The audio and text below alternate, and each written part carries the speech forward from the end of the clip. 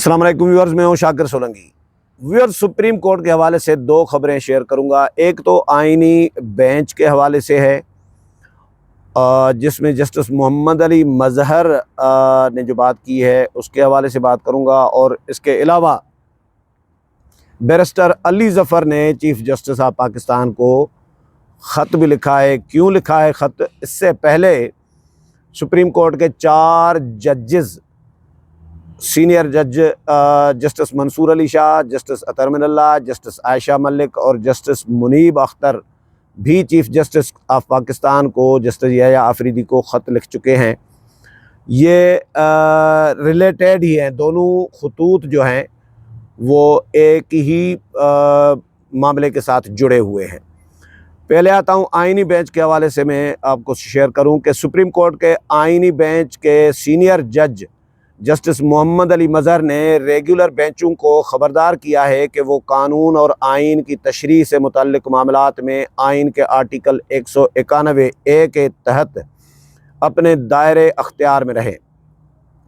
Justice Mohammad Ali मजहर ने supreme court benches के दायरे अख्तियार पर लिए गए नोटिस के मामले पर आइनी बेंच की जानिब से जस्टिस मंसूर अली शाह के तमाम इक़दामात को कलअदम करार देने के हवाले से 7 रुकनी बेंच के मुत्तफ़िका फ़ैसले के हक़ में 20 सफ़हात पर मुश्तमिल इजाफ़ी नोट जारी कर दिया है। इजाफ़ी नोट में जस्टिस मोहम्मद अली मजहर ने लिखा है कि जी, आइनी बेंच किसी टैक्स केस में आइन में होने वाली तरमीम के गलत या दुरुस्त होने का फ़ैसला नहीं कर सकता और न ही रेगुलर बेंच के पास ऐसा कोई अख्तियार है कि वो आइनी तरामीम या किसी कानून को चैलेंज करने के मामले का फ़ैसला कर सके। आइनी बेंच के अलावा किसी की जानिब से ये दायरे अख्तियार इस्तेमाल करना आइन और ज़ाब्ते की खिलाफ वर्जी होगी। जस्टिस मोहम्मद अली मजहर ने कहा कि जी, मेरे ख़्याल में इख्तलाफात की कोई गुंजाइश नहीं है। अगर कोई बाकायदा बेंच वाज़ेह और गैर मुबहम आइनी दफ़ात के बावजूद हद से ज़्यादा दायरे अख्तियार इस्तेमाल करता है या टैक्स के मामले में सिर्फ जवाब दहिंदा के वकील के दलाइल के बुनियाद पर अपनी समझ के बग़ैर मुबैना तनाज़े का फ़ैसला करता है, तो ये आर्टिकल 191A के ख़िलाफ़ और ये कानूनी चारा जोई के मुतरादिफ होगा। सीनियर जज ने लिखा है कि जी, दायरे अख्तियार से तजावुज़ या केस समाअत के लिए मुकर्रर करने के बजाय मामला प्रैक्टिस एंड प्रोसीजर एक्ट के तहत कायम कमेटी को भेजना बेहतर होगा। जजेस ने आइन और कानून के तहत और पासदारी का हल्फ उठा रखा है। मेरा इस बात पर पुख्ता यकीन है कि एक आइनी जज का किरदार एक बादशाह से मुख्तलिफ है। बादशाह अपनी मर्ज़ी के मुताबिक अहकामात जारी कर सकता है, जबकि एक आइनी जज को इस बात का हमेशा ख्याल रखना चाहिए कि उन्हें आइन के तहत तशरीह या नफाज का काम सौंपा गया है और वो आइन और कानून पर अमल दरामद के पाबंद है।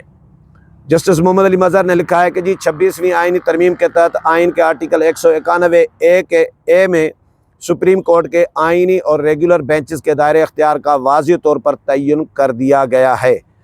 इन्होंने नोट में लिखा है कि जी, आइनी बेंच ने दुरुस्त तौर पर 28 जनवरी 2025 को रेगुलर बेंच की जानिब से 13 जनवरी और 16 जनवरी 2025 को जारी अहकामात को दायरे अख्तियार न होने पर वापस लिया, जिसके बाद इन अहकामात के नतीजे में तामीर किया गया ढांचा गिर गया। लिहाजा कोई भी की गई कार्रवाई जारी किए गए अहकामात और उठाए गए इक़दामात की कोई हैसियत नहीं रही। जस्टिस मोहम्मद अली मजहर का नोट में कहना था कि जी, मामला खुले किताब की तरह है और इस पर मज़ीद गौर व फिक्र करने की ज़रूरत नहीं है। यह कानून का उसूल है कि अगर अदालत का दायरे अख्तियार नहीं तो उसकी जानिब से दायरे अख्तियार के बग़ैर दिया गया फ़ैसला कलअदम तस्वर होगा। हैरान हूँ और समझने से कासिर हूँ कि किस तरह मुद्दा अलैह के वकील के दलाइल से रेगुलर बेंच को मुआवनत मिली कि वो आइन में दिए गए वाज़ेह दायरे अख्तियार से फ़िरार अख्तियार करे। आइनी तरमीम वजूद रखती है जब तक कि पार्लियामेंट उन्हें ख़त्म न करे या सुप्रीम कोर्ट उन्हें कलअदम करार न दे। सीनियर जज ने यह तजवीज़ दी के आइनी और रेगुलर बेंच के सामने केसेस मुकर्रर करने के हवाले से मुस्तकबिल में किसी भी किस्म के तनाज़े से बचने के लिए सुप्रीम कोर्ट के IT डिपार्टमेंट के मदद से केस मैनेजमेंट सिस्टम वज़ा किया जाए। इन्होंने लिखा कि जी वो आइनी बेंच के जानिब से मुत्तफ़िका तौर पर रेगुलर बेंच की जानिब से अहकामात को कलअदम करार देने के फ़ैसले की हिमायत करते हैं। कोई ज़मीनी हकीकत से इनकार नहीं कर सकता और न ही मौजूदा आइनी तरमीम से आंखें चुरा सकता है, न ही बहरा बन सकता है। इस इजाफ़ी नोट के इस इजाफ़ी नोट को मौजूदा तनाज़े के तनाजुर में ही पढ़ना चाहिए। अच्छा, जुडिशल कमीशन के रुकन हैं, PTI के वकील हैं इमरान खान के, बैरिस्टर अली ज़फ़र। इन्होंने chief justice of Pakistan justice Yahya Afridi को ख़त लिखा है और कहा है कि जुडिशल कमीशन के इजलास को मुलतवी किया जाए, ये मुतालबा किया है। सीनियर वकील हैं सेनेटर अली ज़फ़र ने ख़त में मौक़िफ़ अख्तियार किया कि जब तक इस्लामाबाद हाई कोर्ट में जजेस की सीनाटी का मामला हल नहीं हो जाता, इजलास को मौखर कर दिया जाए। इनके मुताबिक जजेस के हालिया तबादले से हाई कोर्ट की सीनाटी लिस्ट तब्दील हो चुकी है, जिसमें अदालती निज़ाम पर असरात मुरत्तब हो सकते हैं। ख़त में मज़ीद कहा गया है कि जी इन तबादलों से ये तअस्सुर मिल रहा है कि ये इंतज़ाम बानी PTI और बुशरा बीबी की अपीलों के लिए एक ख़ास बंदोबस्त है। सेनेटर अली ज़फ़र ने ख़त में तजवीज़ दी कि जब तक जजेस की सीनाटी का मामला हल नहीं होता, जुडिशल कमीशन इजलास को मुलतवी करना मुनासिब होगा। ताहम अगर इजलास करना नागुज़ीर है तो हालिया तबादला शुदा जजेस को ज़ेर गौर न लाया जाए। ये ख़त इससे पहले 4 जजेस सुप्रीम कोर्ट के जो हैं वो भी ख़त लिख चुके हैं चीफ़ जस्टिस ऑफ पाकिस्तान को कि जुडिशल कमीशन में जो जजेस की तैनाती का मामला है वो ज़ेर गौर न लाया जाए, मुलतवी किया जाए मामला। ये PTI के वकील हैं और जो 4 जजेस हैं जिन्होंने ख़त लिखा है वो PTI के हामी वकील के तौर पर शोहरत रख रहे हैं। उनके बारे में तअस्सुर आम यह है कि वो PTI के हामी हैं, इमरान खान के हामी हैं, PTI के हक़ में फ़ैसले देते रहे हैं, उन पर तनकीद होती रही है, उंगलियां उठती रही हैं, उनके फ़ैसलों पर उंगलियां उठती रही हैं।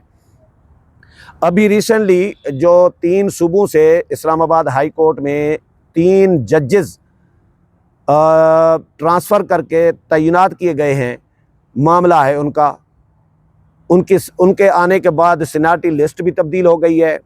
अब चीफ़ जस्टिस जो है वो जिन्होंने बनना था वो चीफ़ जस्टिस नहीं बन पाएगा, बल्कि जो ट्रांसफ़र होके आए हैं उनमें से पंजाब के जो जज हैं डोगर साहब वो चीफ़ जस्टिस बन सकते हैं। तो ये मामला PTI को इस पर रिजर्वेशन है। PTI कहती है कि ये बुशरा बीबी और इमरान खान की अपीलों के हवाले से इस्लामाबाद हाई कोर्ट में जो बंदोबस्त किया जा रहा है, यानी इशारा इस तरफ है कि इमरानदार जो जजेस हैं इस्लामाबाद हाई कोर्ट में, जो PTI के हामी जजेस हैं, उनकी तादाद को कम करने का प्लान बनाया गया है, जिस पर उन्होंने चीफ़ जस्टिस ऑफ पाकिस्तान को ख़त लिखा है। अगले प्रोग्राम में फिर मुलाकात होगी, तब तक इजाज़त चाहता हूँ। अल्लाह हाफ़िज़।